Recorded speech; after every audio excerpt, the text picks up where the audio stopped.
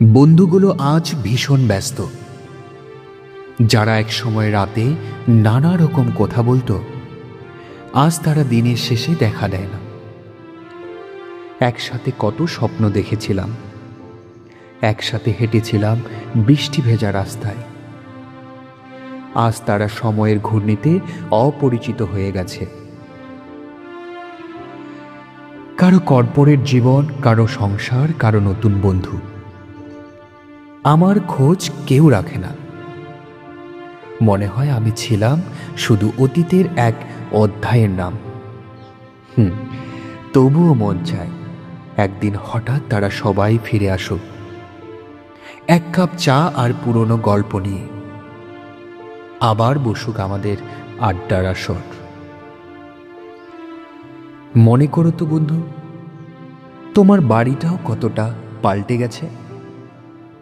ছোটবেলায় স্কুল থেকে ফেরার সময় মনে হতো কখন বাড়ি পৌঁছাবো।